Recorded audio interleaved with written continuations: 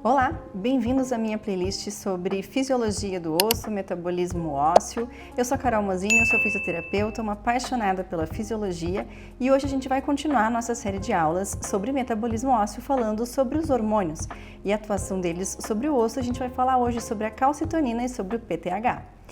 Então, a calcitonina e o PTH, eles têm uma ação sobre o osso muito importante, só que eles são efeitos contrários. A calcitonina, por exemplo, ela é um hormônio que realiza a antirreabsorção, assim como os estrógenos e os andrógenos. Ou seja, ela é um hormônio que ela não deixa tanto cálcio sair dos nossos ossos.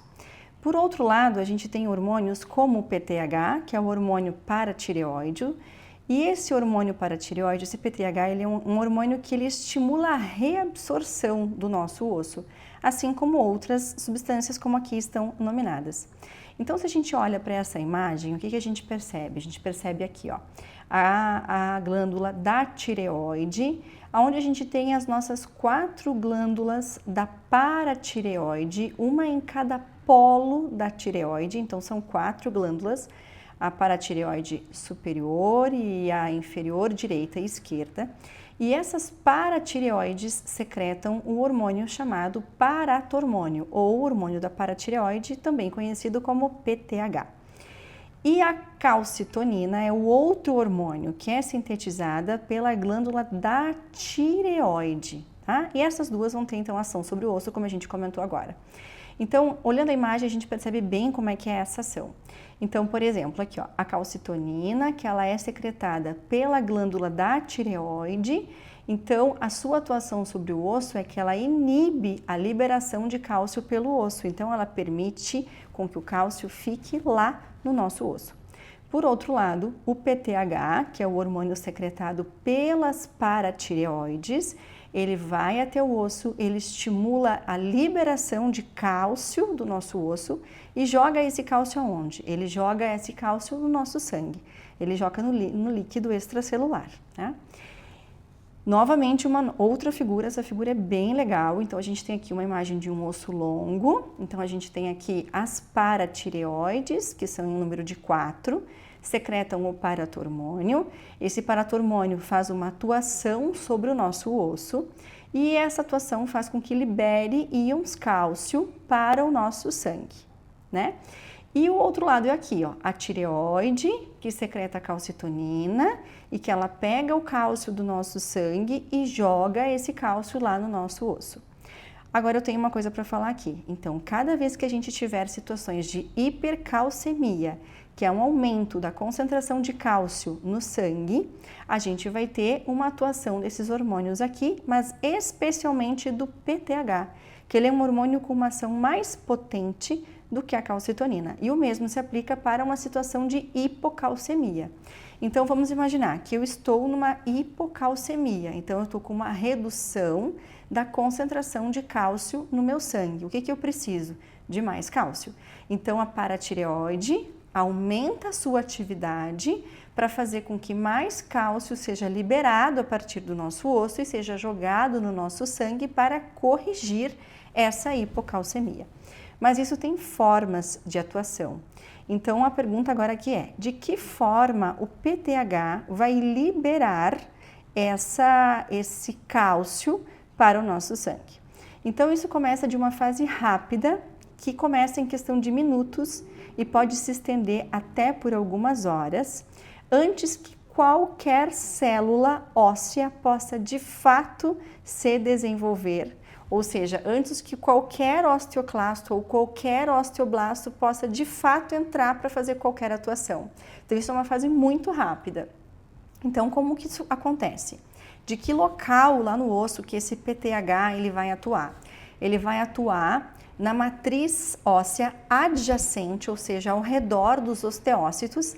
Lembrem-se, como a gente falou nas aulas anteriores, que o osteócito é aquela célula que está lá dentro da matriz do osso e ajuda a manter a composição óssea. Então, ao redor deste osteócito, nessa matriz, é que o PTH vai atuar e também vai atuar embaixo, bem próximo dos osteoblastos, que é mais na periferia dessa matriz. Mas por que, Carol, que o osteócito e o osteoblasto vão atuar tirando o cálcio do osso e jogando no sangue, se o que eles fazem é exatamente formar osso, como é que eles vão estar fazendo o contrário? E a resposta aqui é o seguinte: o osteócito e o osteoblasto, eles têm proteínas receptoras que conseguem fixar o PTH. Então, o PTH, quando ele é liberado no nosso sangue, né, ele chega nessa atuação lá na matriz de osso, o osteócito e o osteoblasto, eles conseguem ser receptores para esse PTH, e existe um sistema de membrana osteocítica, que ela fica ali nessas células. Então, é nesse local que acontece essa fixação, essa recepção. E então, o PTH faz com que aumente a permeabilidade desta membrana osteocítica. Então, ele facilita a saída de cálcio a partir dos nossos ossos. Então, esse sistema de membrana osteocítica, né, que vem ser facilitado nessa situação, bombeia cálcio do osso para o líquido extracelular, tá? Mas de que local que pega lá do nosso osso? Pega dos cristais ósseos amorfos, que são aqueles que lá estão só fazendo uma estrutura sem muitas funções ali, né? Então, remove a partir desses cristais ósseos amorfos que estão ali dormindo, abre aspas, tá? Então, na verdade, não se percebe de fato aqui, ó, nenhum efeito imediato sobre os nossos ossos quando eu tenho essa fase rápida atuando. Não vai gerar um comprometimento de fato na minha composição óssea quando isso aqui acontece, ok? Mas quando isso se estende por dias ou por semanas, aí sim eu começo a fazer uma ativação a partir dos osteoclastos, que a gente já viu nas aulas anteriores, que ela sim é a célula que faz essa reabsorção de osso, é eles que têm essa função, né?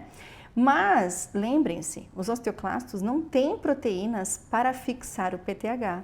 Então, como é que acontece isso? Novamente, a partir dos osteócitos e dos osteoblastos, que têm as proteínas que fixam esse PTH, mandam um sinal para fazer, então, com que esses osteoclastos comecem a funcionar. E aí, esse osteoclasto começa a fazer a sua função de reabsorção, começa a englobar osso por semanas e por meses. E aí sim, nós vamos ter efeitos no nosso osso que vão ser possíveis de serem visualizados, né?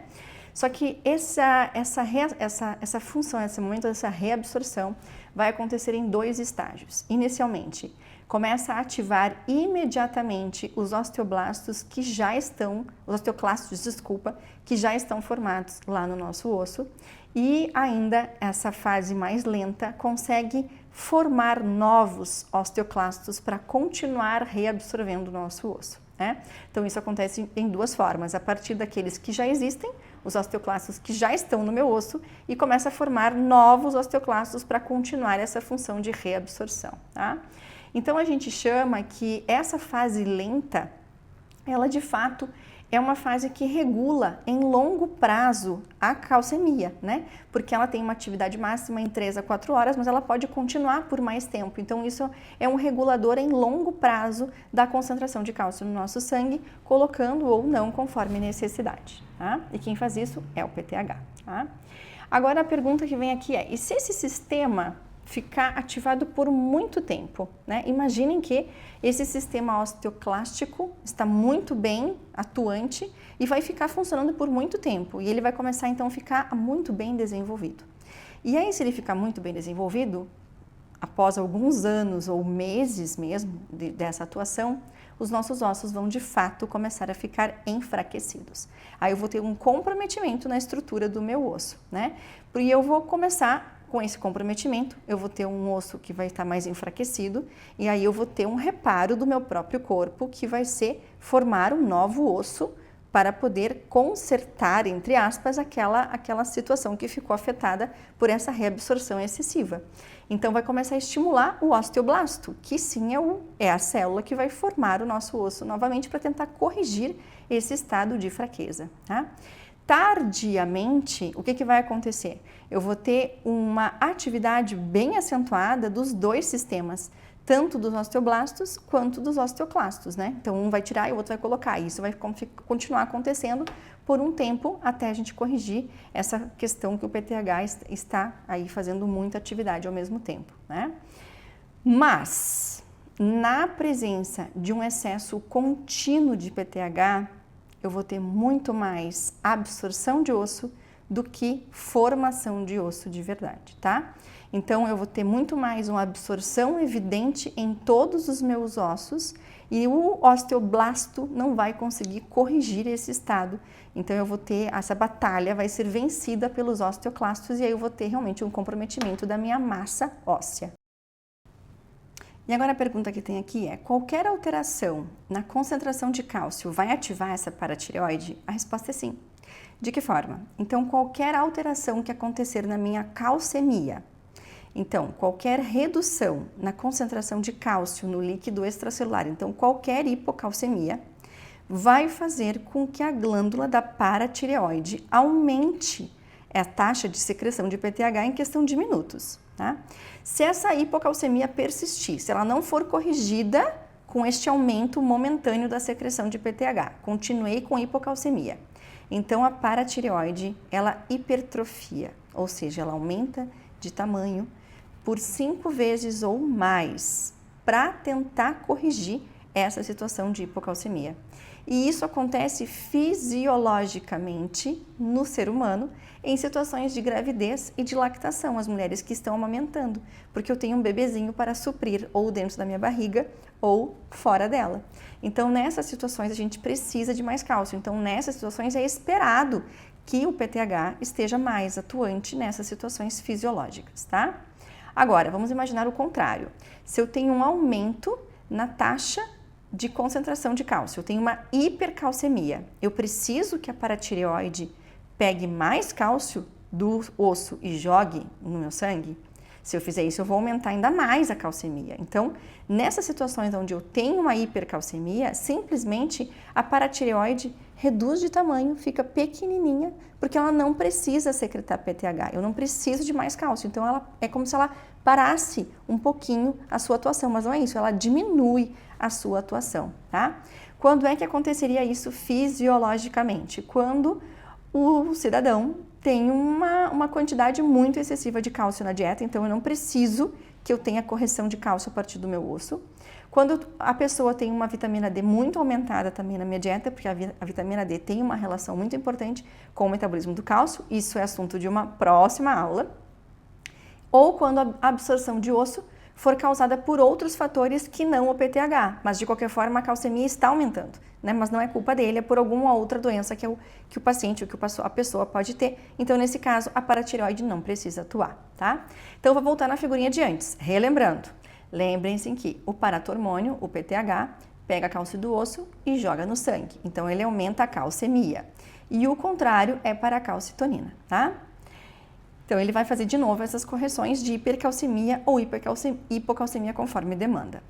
E a calcitonina, Carol? A calcitonina tem um efeito contrário ao efeito do PTH.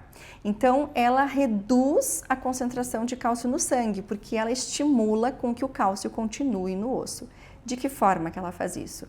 Reduzindo a atividade dos osteoclastos, porque eu não preciso reabsorver osso, né? Ela quer que o cálcio fique lá, então os osteoclastos diminuem a sua atividade e ela também diminui a formação de novos osteoclastos para que eles não façam essa função de reabsorção de osso, tá? Então eles vão depositando o cálcio lá no osso e mantém a integridade da minha estrutura.